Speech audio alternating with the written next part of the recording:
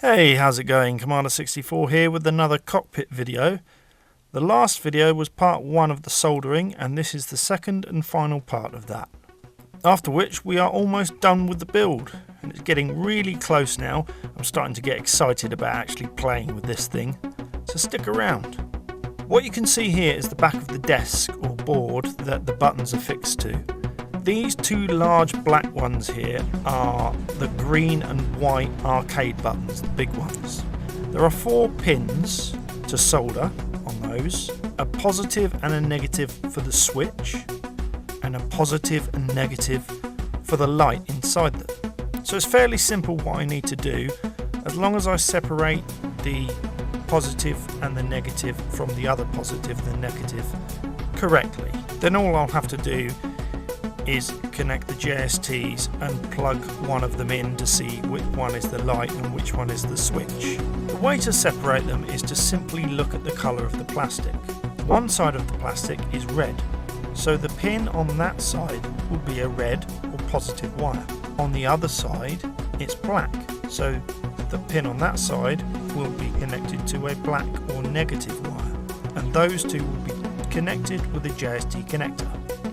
See the previous video in this series to see how I did that. You can click the eye at the top right of the screen if you're on a desktop. Otherwise, it's on the Elite Dangerous playlist. It's called Building a Cockpit for Elite Dangerous Part 16 Solder 1. As far as the pins on the top, the one directly on the top is a black wire, and the one below that is the red. So group those two together and JST those two.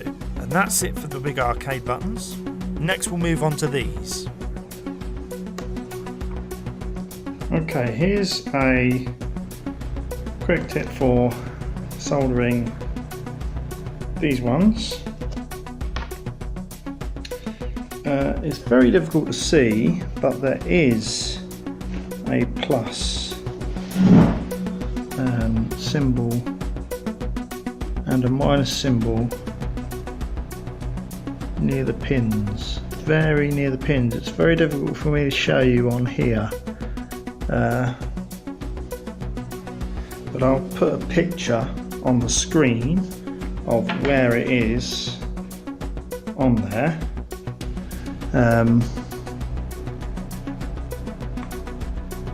Even with, yeah, I can just about see it. So it's there.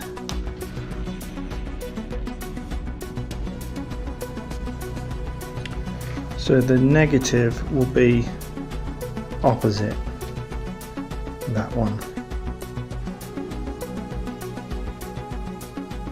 So now you can see that's how I would connect the first two up. I don't know if you can see on the camera here, but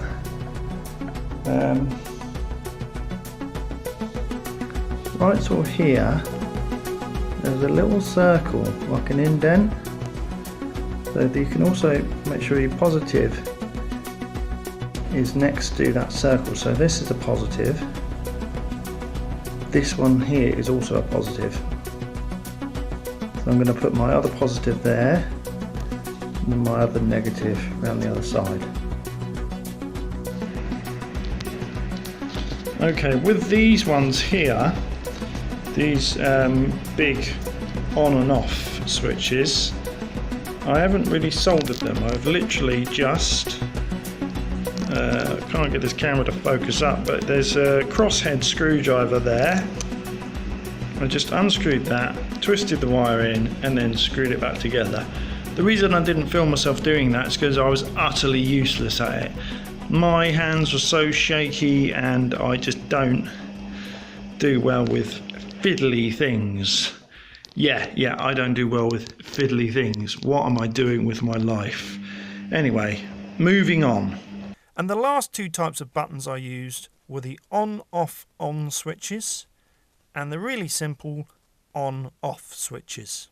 So the simple ones, they're really easy to do. All you need to do is to look for a plus sign and connect a red wire to that, and then connect a black wire to the other, then connect a JST to the other ends. With the on switch, you will need to twist 2 red wires together. Unfortunately, lost all my footage of this, but it's fairly simple. Remove some plastic covering halfway down a red wire to expose it. Strip a second red wire at the end and wrap it around the exposed wire on the other wire. Solder it, tape it, and connect the other ends to the button pins and the JST connector. So that's all the soldering done. In the next part, I will fit them to the desk and connect them to the controller board, the device that is going to make everything work. We're nearly there now, and I just want to thank everyone that's followed the series and left encouraging comments for me to read. Thanks a bunch, guys. See you next time. Keep gaming. This is Commander 64 signing off.